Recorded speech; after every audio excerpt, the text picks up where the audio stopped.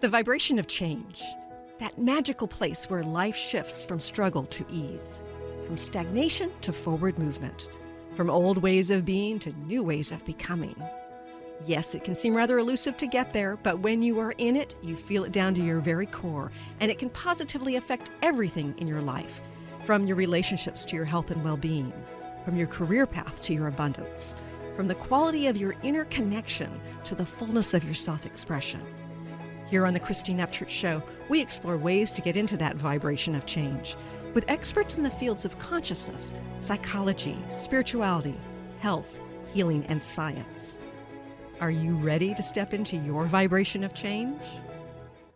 Hello, everybody. Welcome. You might be listening live here in the Seattle area on 1150 AM KKNW. You might be listening live on transformationtalkradio.com or, of course, on Facebook Live. You might be listening after the fact on one of the dozens of podcasts this ends up on, or on my YouTube channel. Wherever and whenever you're joining us from today, so grateful you're going to be here. And we're going to be talking about something that we don't often talk about in the consciousness community. A necessary ingredient. Oh, blah, blah. My cat jumped up on my lap right as we were starting, got me off kilter. A necessary ingredient for transformation that doesn't seem to be oh so spiritual, but is really, really important. I'm excited about our guest today, but before I introduce her, I want to say hello to the two men behind the technology today, Jacob at TTR. Hey there, Jacob. Hey, how's it going? Good. Yeah, despite the clouds. You know, I'm thinking about Arizona, dreaming about Arizona. Me too. It's kind of gloomy out there and it's kind of got me down today, but you know what? It's okay. Yeah, it's hard this time of year sometimes. And Benny, you're always chipper. So how do you do it? Well, I was actually going to say, come on, Jacob, turn that frown upside down, little buddy. Come on, big hug. Well, I feel better now. Yeah, that's my boy. That's it. All right. It's a love month, right? So we got to love on. It is.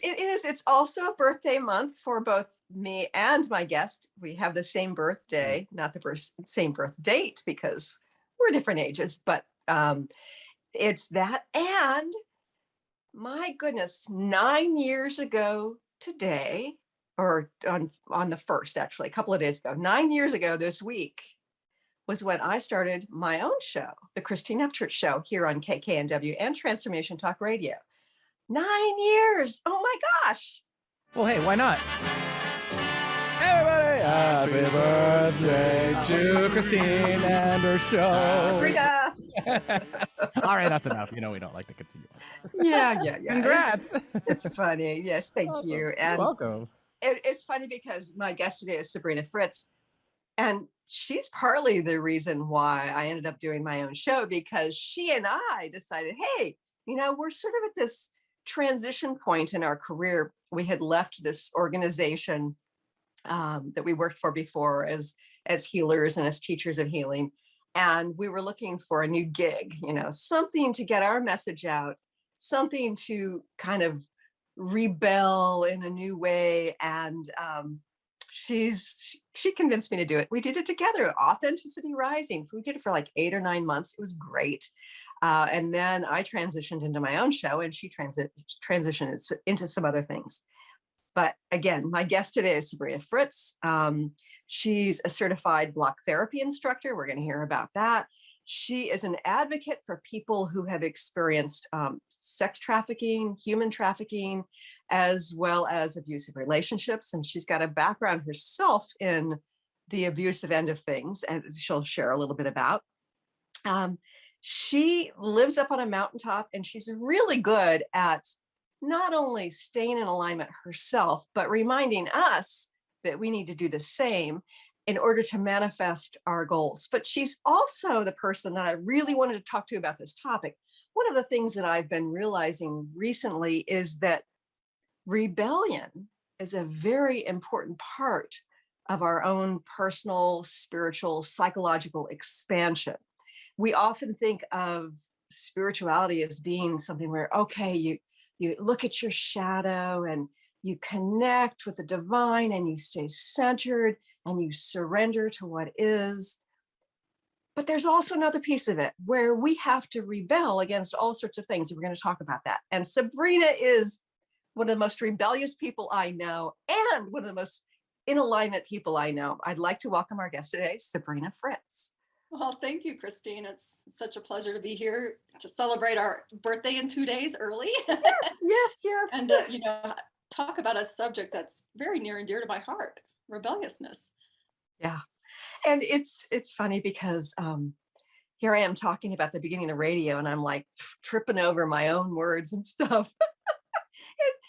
It's one of those things where we start a journey and we don't know where it's going to end, don't know where it's going to take us. And I want to hear a little bit about your journey, particularly as it relates to rebellion. Can you Well, share first with of all, I our gotta say, viewers when and you were listeners? tripping up on your words, I really like that instead of the necessary ingredient, you said agreement. And I agree that rebellion is a necessary agreement to transformation, not just an ingredient. My rebellious journey probably started way back in Catholic school. That was probably the first time I stood up to authority, really, with my freshman year of high school. I decided I wasn't going to attend confession anymore, that I didn't need to have an intermediary to tell God what I was feeling and thinking and sorry for, anything like that. And so the punishment that I received, I mean, the nun wasn't really Sister Teresa was not happy with me. And it was not a popular opinion that I was holding, but she couldn't argue that I didn't have that direct connection with God that I already felt. And so my punishment was to kneel the whole time that the entire school went into confession. Oh, no. So, but it was important for me to have that conviction that I didn't need that. And so that was probably the start. I mean, definitely my parents would argue it started much earlier than that. My mom swears that my favorite question as a young child was why? I just kept asking why. And I never really got any good answers. And so I kept pushing the boundaries at a very early age. But ultimately, I think that as an adult, because I did, I was rebellious against kind of the normal societal expectations of what we're supposed to do. And I knew that, I wasn't going to go to college and I wanted to just get out of school as soon as possible. I knew I could do whatever I wanted to do and put my mind to it. I did end up falling into that trap of corporate America. And I became, the HR manager, and I had the career, and I was ascending and doing all those things, paying the bills, supporting my family. But it didn't feel right. It wasn't something that brought me a lot of joy, even though I was able to rebel against the system at that time. We're talking in 2005, creating a work from home environment for myself where I only had to go into the office 1 day a week. Now, if that company, after a year of doing that, who wanted me back in, and I said, no, I didn't want the commute. And that's when I gave my notice after 13 years working for that company. And it wasn't a 2-week notice. It was, let's train somebody and then I'll leave. But I knew in my heart I didn't want to continue to spend my time and energy commuting and being unproductive. And it wasn't calling my heart anymore. And I actually had the rollover accident that trained me, and I led to being trained in healing work where you and I met, and I'm so grateful for that. And that's where my heart was. I wanted to work with people and individuals and help their personal transformation along with mine. But it was hard to be that HR manager, the benefits administrator, the one that was getting everyone and registered in the benefits, including health insurance, which I think is the most inaccurate description of what that is, because it's a not whole other topic, but that medical insurance. Yeah. And it held me, those benefits and that need for security held me much longer than I felt I wanted to be there. But, that was the sensible thing to do. But when the CFO called me into the office that day that I was in the office, and she said, that the CEO wanted me back in full time, I knew I didn't want that in my life. That was not where I was in my path, in my journey. And I knew then I needed to give my notice, and it was time for me to leave. Now, it took some time to change my beliefs and that programming I had from society around that insurance piece. I had kids. And so we're going to talk about rebelling against beliefs, but at this point, you said you rebelled against your religion, you rebelled against your school, you rebelled against corporate America saying it needs to be done this way and not that way, and you moved forward. Yeah, absolutely. And that's the thing. And every time I did and didn't accept the what was expected, the safe, the secure, that's what my sister does. That's for her, not for me.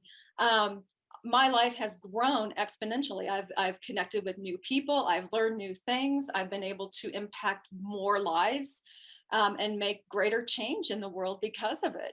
Now, I could have easily just stayed there in, my little office under the fluorescent lights, eating ibuprofen like candy, and, probably been in a much better financial situation than I might be right now, according to some people.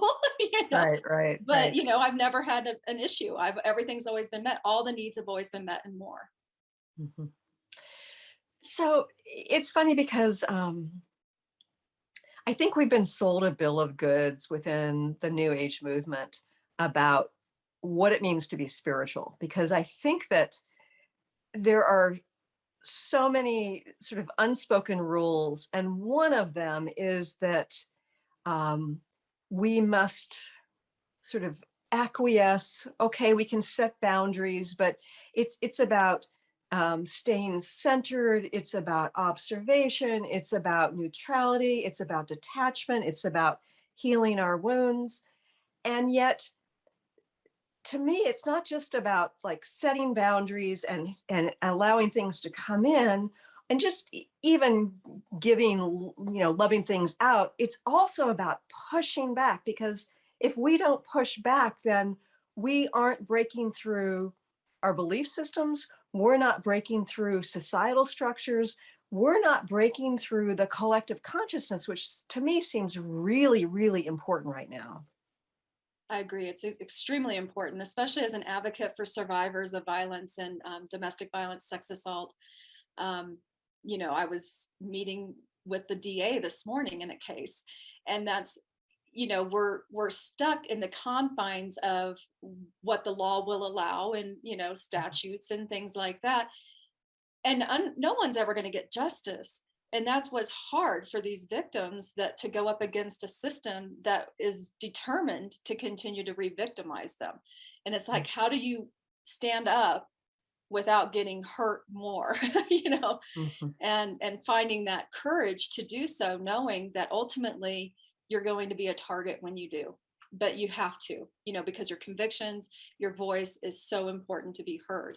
And that's the only way that we can get change. That's the only way we can make legislative change. Honestly, I could share stories with you and your audience that would probably shock you into what goes on in today's judicial system for victims.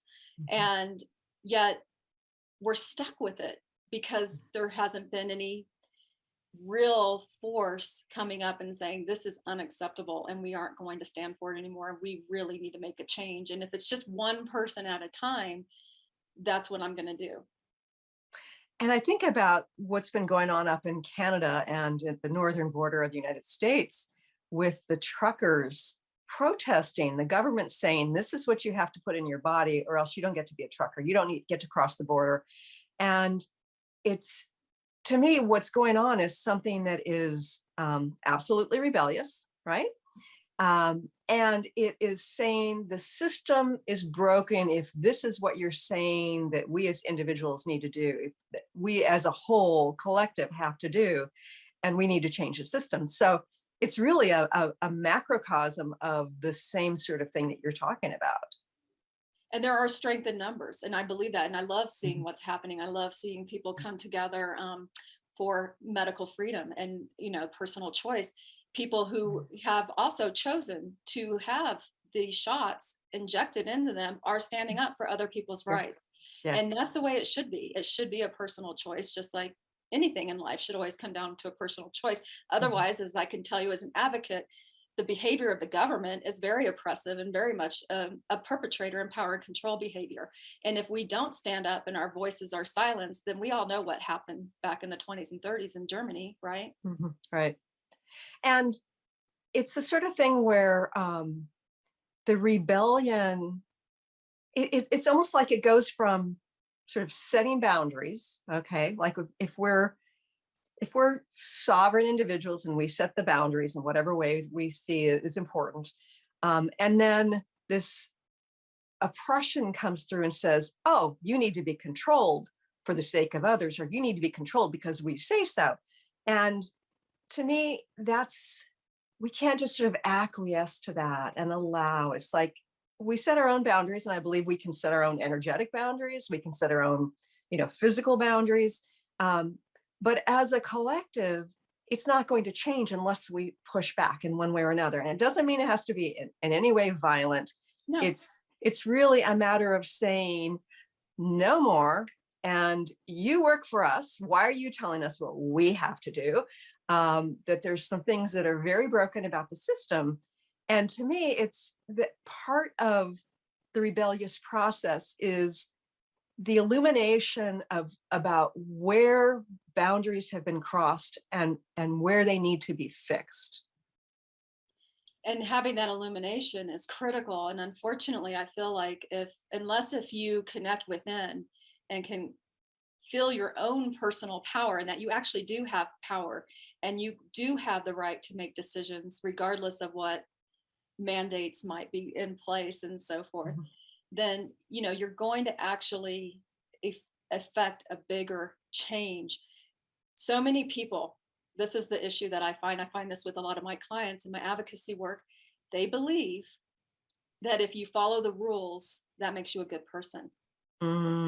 Oh, so Talk about many a of us trap. have felt that way. Yeah. And I know that with your upbringing, you were rebelling from a young age. And for me, I was sort of a closet rebeller for a long time, but I tried really hard to be a good girl. I tried really hard to follow the rules, to play the game, to stay in a dysfunctional marriage, to be that good person who was following the authoritarian or the authorities' dictates, which are in some cases authoritarian and not just, following the rules so you don't kill somebody, but and it's very, very freeing to finally rebel. Very liberating, isn't it? It's like pulling your bra. Which I promise I won't do on camera, guys. Well, I could, nobody would know. And so Wow. It is so liberating. It's like taking the pillow off of your face. It's like breathing air for the first time. It's like, oh my gosh, every cell in your body just comes alive. It does. And it's one of the things I think as we start to realize that boundaries have been crossed and we are rebelling against them. And by the way, folks, I did want to back up for a minute. Regarding the truckers up in Canada and the northern border of the US, if you are only following this on mainstream media, you are not getting the story. I am shocked to see, I see dozens of videos every single day come across, my account. And it's like, whoa, look at this inspiring thing. People cheering at overpass, next overpass and the next overpass, all the way from British Columbia, all the way to Ottawa.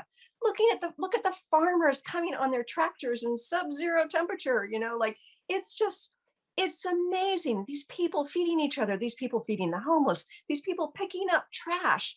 It is, and staying very, very peaceful. So hearing that it's, the Russians are involved and, it's fringe and all this stuff. It's like, it's really illuminating not only some of the authoritarian control that I believe needs to be eliminated, but it's also illuminating how the media lies. And they don't lie about everything, mind you, but they lie about quite a few things or manipulate, and so it's really like part of rebelling against one thing or another in our lives, as we do it as sovereign individuals, setting boundaries and saying no to something, is realizing that there's a whole lot more we should be rebelling against. And I know I lost my train of thought, but I did want to point that out to people because we're talking about the trucker protests, and there are people who are totally misinformed about it. Well, there is a lot of, that happening. And as you know, I've been a rebel. I turned off the news 2005. I mean, a lot of things changed in 2005, and I'm grateful for that. And so I don't get fed the, what I do refer to as big pharma's media, because I know it's bought and paid for by their sponsors. And we all should be leery about, if you just ever want to know who's sponsoring the information you're receiving, just look at the advertisements in between the commercial break. And I don't watch it, but I can guarantee there's multiple pharmaceutical drugs in those broadcasts, and you need it. I mean, if I watched the news, I'd be drugged too. Yeah, I would. That's the only way I could survive. And me, I live on top of a mountain, like you said, and that's because I like trees more than people. They're just, it's more healing. It's a good environment, but I can't rebel too much from my mountaintop. So I do come down and I do work in parameters that I feel like I can influence change, which I know, small ripple effects do make greater ones overall. And that's what we all should be doing. If it seems too overwhelming, and there's a lot of fear associated with stepping out, and when you step out of line, you become a target. The light is on you. And so then you have to be prepared to stand in that power and own your own truth, and be able to take the punishment that comes from doing that, because people get really uncomfortable when you step out of line, because they don't know what to do then. Well, am I supposed to step out of line with you, or do I need to get you back into line? Because I don't know, and it just really confuses people. But it does make you a target if you put your voice out there enough, that it does make people uncomfortable if it goes against their already pre-programmed beliefs. And that's sad to me. It's sad to not question, again, why? And I have to tell you, I'm so rebellious. I refuse to get COVID, no matter how many times I'm exposed to it, including this past week with my husband, who got it and didn't show symptoms until, after we were in the bedroom together. And we don't practice social distancing or masks usually in our bedroom place. So, we were just completely wild, but yet still I'm no symptoms and negative. And that's just because COVID doesn't exist in my world. I'm not saying it doesn't exist. And I'm not a denier. What I am saying is it does not exist in my world, and I can own that and believe that and know it, every fiber of my being. And I've been exposed multiple times, but I will not have COVID because it does not exist in my world, in my body. And so that's an interesting version of sovereignty, that you are whole and self-defined and self-determined, and so you don't have to accept aspects of the external reality controlling you in any way, shape, or form. Well, and fear. If I would have had any kind of fear, as soon as he started demonstrating symptoms, knowing, that he had COVID before a test, more than likely, then yes, I could have easily attracted symptoms and that virus. But I didn't have any fear around it, even though, we weren't practicing all those things that we were told we're supposed to. And you have to understand, I'm not a hand sanitizer. I'm not a sanitizer. I have chemical sensitivities. I have a non-toxic household, which means Lysol is banned from my household. Mine too. I would never put anything that causes, has carcinogens in it in my home. And so not taking any practices. I'm not going behind him. I'm not, and he's free just to be himself. And that's good. And that's the thing. It's like we all are masters of our reality and creators of it. And I can tell you, when I think about getting sick, it just doesn't feel good. So I just choose not to. And you live a fairly clean life. And I think what happens sometimes, and this is sort of the Chinese medicine perspective, and that is, if you do get sick, it is the virus coming to help eliminate toxins from your system. There's an imbalance and there needs to be a clearing. And I don't think you have to get to that point, but if you do, it's not because you have succumbed and been victimized by this thing, but rather it is working in concert with you. And if you approach it like, okay, well, this is telling me to sit down and drink plenty of fluids, and take some supplements and drink some broth, whatever it is, I need TLC and I need to get my body back into balance. And yes, I know it can get to scary situations. I am not trying to deny No. that it can be difficult. But I also think that we shouldn't view it as the enemy, because if we do get it, then there is something to be processed from it. There's something to be, allowed as we transform, whether it's eliminating physical toxins, coming back to this notion of we need to more self-care, surrendering to what is, there can be all sorts of lessons from it and benefits from it too. So it doesn't necessarily have to be all bad. No, my husband's really happy he got it. Now he's going to have natural, immune system, and his immunity towards it. And he was actually relieved to see that it wasn't a big deal. And you're right. There are plenty of people, and I know some that have had major reactions to the virus, and it's very unfortunate. But you're right. I also, I invest in my well-being, and that's that rebelliousness, leaving a system that told me I needed to have this health insurance, and knowing that, with my husband self-employed and then me self-employed and paying 10 grand a year at the time wasn't really something I wanted to invest in, that I could use those resources to invest in our well-being instead. I did that. So the result is not having to have had any need for medical treatment for over 15 years now. And Wow. I do, but I have that far infrared sauna, I do supplements. I did check my vitamin D level. So there was some help with the medical system I got recently, just to make sure my vitamin D was at a healthy level. And I found out it wasn't. So I increased the amount of supplements I was taking to address that. Yeah. So yeah, and we all have that ability. The body's innate ability and intelligence to heal itself is unmatched. It is. It is. And if we get sick, we haven't done something wrong per se. It's just a part of our journey. Yeah. And I think back to decades ago when I got the early stages of cancer, lymphoma, and conventional medical doctors didn't have anything to offer at the time, which sort of put me into this holding pattern. And there I was looking at the literature, hearing what the doctors had to say, and thinking, my life's going to be shortened. It's going to unfold in a really disturbingly, unpleasant way.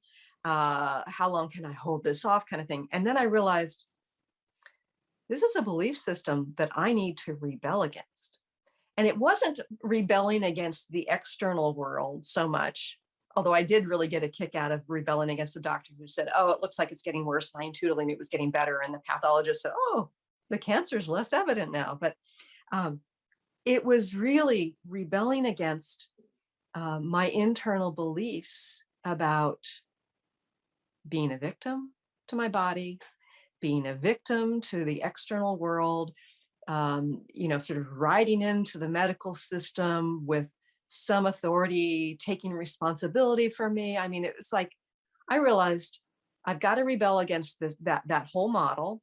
I've got to rebel against my own personal victimization, sort of psyche, the imprint, that programming. And I had to rebel against the approach, because they said, oh, well, we'll biopsy you every month. Well, that meant a chunk of flesh out, for 2 weeks every month. And it's like, no, I'm not going to allow that. And they said, don't do anything because we want to see what this turns into. And I'm thinking, I'm going to do everything I can, meditation, visualization, getting some sunlight, like on and on and on and on. I did all sorts of things. And lo and behold, and then the last thing I did was I chose to move across the country. And within 3 weeks of moving across the country and leaving my doctoral program, and I was this close to getting my doctorate, all the lesions disappeared. So it was like the rebellion was less against the medical system and more against my belief system that had bought into all this stuff. Yeah, I remember you even sharing that, you were going to get that doctorate even if it kills you. Yeah. Yeah. And I realized it was. Mm-hmm. And so, it was this great, experience, because it taught me so much about my own beliefs. And in fact, when I found out about having the early stages of this, one of the things I chose not to do for the first year was to tell anybody in my family, because I knew that their belief systems were going to infect my belief systems, reinforce my upbringing's programming that I wanted to avoid, because I wanted to explore a different version of reality, a different set of beliefs. And so it was very helpful for me on my journey. And of course, you know, I ultimately became a healer because of it.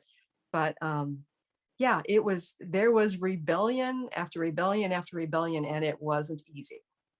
Not easy, but it paid off really well. Yeah, it did. It did. So during the last couple of years, no, I'm going to back up. First of all, you're talking about how you've avoided the news. And I had done the same thing for probably more than a decade, unless something big happened. I remember I was down in Tucson when the tsunami in Japan hit. And I was down there to be evaluated for this experiment to see the effects of healing on range of motion. It was, you know, so I was like immersed in that. And then when I was walking through the hotel lobby and saw the stuff about the tsunami, it's like I paid some attention to that. So there were moments along the way where I paid attention. And I would learn enough about issues to vote and those sorts of things. But I really stayed away from the news. And then in 2017, early 2017, my guide said, pay very close attention to the news. And I'm thinking, what's this about, right? And so I did. And I got into mainstream media in the you know, the party, the tribe that I thought I belonged to. And I bought so much of it, hook, line, and sinker. And during the commercials, all those pharmaceutical commercials, I'd say, blah, blah, blah, blah, blah, you know, where I'd fast forward through them, that sort of thing. But, and then I realized when the health issue was coming up, wait a minute, what they're saying, it's not based on the data. It's not based on those studies. I've looked into these things, you know, research statistician, you know, I know what you can say about data. It's like, wait a minute, that contradicts that study. And that, you know, the person who's actually saying it is contradicting himself. And like, it opened my eyes, and I started diving into a different version of the news, right? A broader version of the news. And, you know, there's all sorts of stuff out there, but rebelling against the system, I think, on a grand scale right now is an important part of our transformation. Well, and you see that happening in the unsponsored news that's out there, and the doctors, the researchers, and the scientists who are sharing the information and the studies that they've done, who have nothing to gain and absolutely everything to lose by speaking out. Again, stepping out of line, you're just setting yourself up as a target to be annihilated, you know, and it's hard. It takes a lot of courage to find your voice and to speak against the socially acceptable norm. Yeah. And it's interesting. There was one doctor in particular who was presenting on stage about her findings of what's in these things. You know, she's looked at them under the microscope. And she said that she let go of her house, she let go of her job, she let go of all these things that had defined her, because she has become a target, one of many, many targets. So there's so many out there. If you think they're just like fringe, there's a huge number of people who are like screaming from the rooftops about this stuff. But anyway, she said that she's never been happier. She's on purpose right now, on her purpose, her path. And she's let go of her attachment to all sorts of things in order to come forward and play her role. And I'm glad, you know, that she's recognizing that she's happier with that, and she's risking her life. Absolutely. Her life is at risk, yet she's happier than she's ever been. And I think, you know, I'm sure there's been at least one lifetime that I know of at least one where I was buried alive for speaking out against an authority, the church, government at the time. And, you know, that's what they want. They want to control people through fear, because fear is the ultimate enemy. Really, fear is the ultimate enemy. If we could just learn that fear while the actual fear in our body that lets us know when there's a threat and kicks in fight and flight and brings the adrenaline in and makes it so that you can survive an attack, an immediate attack, that's great. But what happens is in our society, we don't have, it's not like the hunter-gatherer days where you have the threat and then you come back and you shake it off, like the animals do. You can watch animals, the prey, if the prey gets away, once it can, it shakes its whole body, gets its central nervous system rebooted and gets back into alignment. And then it's done and it forgets about the predator and it just moves on. This doesn't happen to humans because we continue to stay in this fight flight. And that's why I work with trauma survivors and I help them address the unresolved trauma that's staying in their cells. And I guarantee if you're watching mainstream news, you are a trauma survivor. You cannot not be, because that is so traumatizing to listen to what they're saying. And it does impact you on a physiological. There is shown, if there's studies that show trauma, unresolved trauma will lead to chronic disease, obesity, depression, and a decreased lifespan. Do we all know that, the Generation Z is projected to live a shorter lifespan than their parents for the first time? And why is that? It's because our food supply is crap. There's so many chemical and environmental toxins. They're born with screens in their neck or in their hands, and they have scoliosis. And they're getting the Dowager's hump that you're supposed to get when you're 80 years old, not when you're 18. Yeah, and the type 2 diabetes at age 15 as opposed to at age 75. Exactly. And so it saddens me to imagine that, my grandchildren are not going to live as long or as healthy of a life that I have been afforded to live, unless if we start to make some serious changes and recognize that we can do so. We can take that power back in our own personal health and well-being. I love the fact that you said power, because that's a really important aspect of rebellion. And rebellion doesn't have to look like violent pushback. It doesn't even have to look like marching in the streets. It can be how you spend your money at the grocery store. It can be what you say no to, who you interact with, which tribe, so to speak, you associate with, whether we're talking about political or medical, or even, who you hang out with and what kind of things they like to talk about. Is it a bunch of negative stuff, or is it something that empowers you in a new way, makes you feel good about who you are, the best of who you are? So we need to step into our power, and part of that is rebelling against what isn't serving. Exactly. Identifying what isn't serving and simply choosing not to engage or play with it. And it's just that, it's really that simple. And, we own a family business. It currently is in a county that still has some mandates here in Colorado, but when those mandates came back in, we didn't implement them at our business. And I've shared that with some people and they're like, oh my God, well, you can get fined. I'm like, so, so, ooh. Wow, does that make me a bad person if I get fined for not doing something that I don't believe in?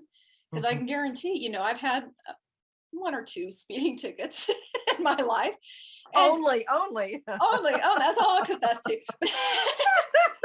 And I do on the check, I write in the memo, donation. I just look, okay, I'm giving the county some money. And there's that little victims comp. And I look at that, when I'm serving my survivors, I'm like, and I can access some victims comp funds. I'm like, I've already paid into it. Let's just get some of that money back, So, yeah, but we have to take a stand. I mean, I would much rather die for my convictions and standing up for what I believe in than to live a life of conformity. I mean, I can't think of anything more boring and more slow death than anything. Yeah, it's to me that goes against the soul. And it doesn't mean that there aren't some things that our soul tells us we should conform with, right? I don't kill people. People deserve it. I've been provoked. I'd like to. I really would, but I don't. That is a line I don't cross. Right. And I think that one of the most difficult things about the rebellion, as we sort of break through our belief systems and push forth based on our soul's connection into human form, we can find that we suddenly don't connect with, or the tribe that we've been associated with. And it might be a political party, it might be our neighborhood community, it might be our family. And it's sometimes really difficult to say, this is a tribe that I've felt connected to for all these years, that I've voted with, or I've done potlucks with, or whatever it is, and it no longer is in alignment with who I am. And that can be a really disorienting thing. And I know that there are plenty of people who are sort of, I consider them to be a part of the New Age movement, the consciousness movement, whatever you want to call it. And they have felt very much in alignment with certain political parties, certain, political aims. And they've come to recognize that, oh goodness, there are ways in which that tribe of mine is going against my sovereignty, going against my personal beliefs.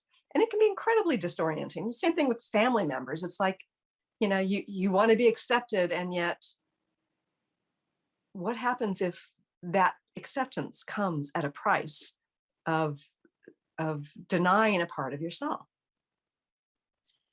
And that often happens. And it takes me back to when years ago, when I was in an abusive marriage, alcohol was my escape to numb, to not deal with what was going on. And it was becoming a problem, and I knew it was becoming a problem. So when I wanted to go to AA, I went to a coworker who I know was in AA, because it was before internet, it wasn't, we had the phone books, and it's like, where are the meetings, and they have a meeting list, and all this. And I remember the words that she shared with me was, at that time, you can't play on the same playground anymore. And so what she meant was, if I was going to make this lifestyle change where alcohol was no longer going to be a part of my life, I couldn't still have the same friends and the same lifestyle that I had before, because I would continue to be tempted and probably not be successful in my desire to not drink. And I think that's the way it is with, it's just like when my heart was calling me to facilitate healings, and I had this nice cushy job that I was able to do easily from home. And then when they wanted me back in the office, well, I knew I wasn't willing to make that compromise. Then it was time for me to leave that playground. And it was scary. It was terrifying. It was absolutely terrifying. But the rewards were so beneficial financially, physically, emotionally, and spiritually, and I wouldn't have been able to have the experiences I had in my life if I hadn't found the courage to do that. And so, it's hard. I learned, and I've shared this with you years and years ago, that every relationship has an expiration date. And that's a really hard thing to accept. Sometimes it goes to death. Sometimes it's much earlier. And when you talk about family, it's been really challenging for me, because my beliefs and my big voice has definitely caused a rift with me and my eldest daughter. I haven't been able to see my granddaughter, and she is the light of the world. The world spins, as far as I'm concerned, because of her.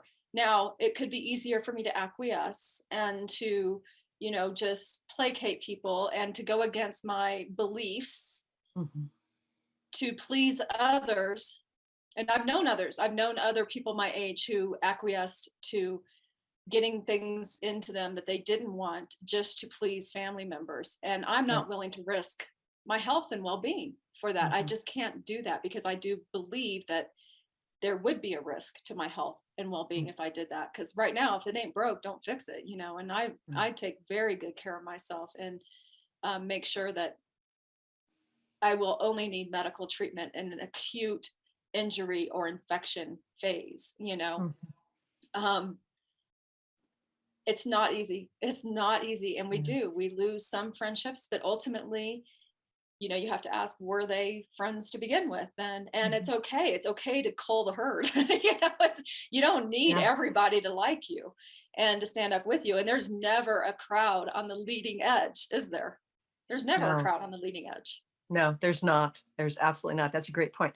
And I love this concept of leaving the playground, because one of the things I've learned over time is that you leave one playground, eventually you find another playground Mhm. that's more fun, you know? Right. And then you leave the playground again, and you might feel like, oh, I'm not having as much fun. I don't have as many playmates. And then you find your way to yet another playground. And it's like, oh, wow, there's so many more things we can do on this playground. And it's more fulfilling on this playground. Mhm. And that's it. I mean, we know if we hold on too tightly or cling too tightly to what is, we're not allowing what can be. And I've Yeah. always wanted to see what could be, what else is possible, what else is available. There's, Mhm. just because complacency, contentment is not, contentment is overrated, I think. Mm, I mean, a lot of people would just like to be content in their life, and I yeah. understand that, but I think it's overrated because it's boring, unless if your only entertainment is a screen in front of you. Mhm. If you're not living your life anyway, you're just living vicariously through the information you receive. And I remember this, we had a conversation a few weeks ago, and this little bright epiphany came through, that we're all a product of the information we consume. That's it. We are a byproduct of the information we receive, and everything is information. Mhm. Everything is information. It's how we interpret things and how it resonates then with us, and what we hold on to determines on how it manifests in our life. But everything is information, and we are definitely a product of the information we're consuming, just like we are a byproduct of the food we consume and the products we Mhm. put on our skin. And I just, when I see the one where it's like, why would you question the ingredients in something that's scientifically proven when you don't question what's in your deodorant and your face cream? It's like, yes, I do question it, and then my shampoo, and Uh-huh. that's why I don't use those things. That's Right, why I right. use other things that don't have all the parabens and the carcinogens in it and things like that, because I want to be as healthy as I can be. And I'm, as an informed consumer, it goes back to what you were saying. It's like, we vote with our dollars. That's Yeah. how we can rebel. I'm not very popular with my parents because I rebel against Nestle. I think Nestle is one of the worst corporations, most evil corporations out there in the world, and what they're doing on the planet. And I grew up with, Nesquik chocolate milk, and it was Mhm. my Yeah. favorite. And I had my kids on it, and my dad is, going to be stored in his body in a Toll House cookie, can. So yeah, but yeah, it's like, Nestle, no, don't, I will not. And I have a hard time not opening my mouth when I see somebody with their Pure Life bottle that you get from McDonald's and wherever, because they're infiltrated everywhere. I mean, you Yeah. can't go to the Midwest and get any other kind of water, and that's sad, because do you really think water is a privilege and not a right? Yeah. And I that's really that's think what the CEO has said. Yeah. that is It's what the CEO has said. And I don't believe that. I think people should have the right to clean, pure drinking water, period. Mhm. And one of the things that I've come to realize is that with my own personal rebellion, my own, sometimes it's professional rebellion, but it's always a rebellion against an existing belief system I've had, or an external belief system that I've never bought into. Um, I am vocal in some ways, but with certain people, I just back off. And with certain family members, it's like, well, we're just going to agree to disagree. And I respect people choosing their path. Um, but I don't need to validate their path. I also don't necessarily need to challenge it. I think that some people really are thirsty for having their minds opened. Um, and unfortunately, it's there's so much information out there, but it's not just about the information. It's about how it's been imprinted upon us, within us, on an emotional level, because that creates the programmed pattern. So it's interesting to see how people are just like, have this religious sort of orthodoxy about the existing narrative, and that if you just even bring something up about how you know it should be challenged or questioned, how they just they get totally off kilter about it. And I've seen so many people on Twitter and other social media basically saying, I hope these people who made that choice die, you know I hope they have their children taken away. Like, it's just shocking to see how off kilter The people hate. can get. And that programming is more than information. It is a programming to believe like you believe, like have faith in God. It's like, but have faith in our version of science, have faith in this narrative. And for those people, there's nothing I can do, no information I can provide, no links I can provide for them that will affect how they believe, because it's imprinted in them on an energetic level. Right. And you're a threat to them because you are, threatening their belief, their programming. And they have also, have the belief that they need to eradicate any threat to that. And it's sad. And again, that just comes from a place of fear when we can't, look at, everyone has their path, their choice. There's no one path, one spiritual path, one pathway to your creator. There's multiple paths, and they're all just as equal and important as the next one. But, when you question somebody's belief, it's very challenging for them to not have a defensive reaction. Yeah. And some are just so ingrained that, you're right. You can give them all the evidence and they're blind to it. They cannot see it. And this is unfortunate because these are very, what I would consider, well, intelligent, or at least they have the certificate hanging on their wall to show their intelligence. Some of them are And- very intelligent and yet totally educated, unwilling. and yet just blocked down and shut down when you present them with facts and statistics that are undeniable. They will find a way to discredit it because it's just so threatening to who they are as an individual. Yeah. And they can't imagine. But how many people are going to actually, when I think more information is brought to light, and maybe some of that information actually does start to get more on mainstream media, if people are going to recognize that they've been duped, and that's not easy to admit. It actually takes a lot of courage to admit that you've been tricked. Yeah. And the consequences. I can say that as a survivor of domestic violence, it took a lot for me to finally start sharing what was happening. At the time, I couldn't do it. It was too embarrassing. It was too shameful. Right. Yeah. And I think that there's been such gaslighting, and it's been done in very manipulative, but very sophisticated ways. Some of it not so sophisticated, but it's to realize that we have been malleable to the manipulation is a hard thing to accept. And, I just want to bring this back to, if we're going to expand, it's really, really important that we're willing to question our beliefs, that we're willing to let go of our attachment to them, which is not an easy thing, and then to rebel against the structure of the programming within us in order to go to that next level of awareness, that next level of connection. It just feels so important. And we're running out of time. I want to make sure that our viewers and listeners know how they can connect with you. What's your website? Website is sabrinafritts.com. That's SABRINA FRITTS. But if you do the traditional FRITZ, you'll still find me. Okay, great. Final message in about a minute. Oh my gosh, in a minute. That's the hard part. Honor yourself, question your beliefs, be willing to accept something new and the gifts that brings when you find the courage to pursue it. I love that.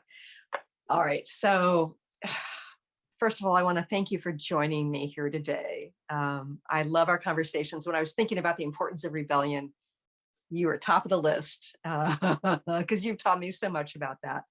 And I also want to thank you for getting me into radio once upon a time. Oh, it's pleasure. Because it's been so much fun, over these 9.5, pushing 10 years. We started in July of 2013, was it 2012? I don't remember. I think you and I started in 2012. Yeah. Yeah. Wow. Yeah, When Opportunity 2012. Rising Yeah. started in Yeah. 2012. Yeah. Yep. So Yeah. thanks, Sabrina. Oh, And- thank you, Chris. And thank you, everybody, for joining us here today. Thanks so much for tuning in today. If you'd like to empower yourself to step further into your vibration of change, please visit my website at christineupchurch.com, where you can learn more about my insights, upcoming events, and private sessions.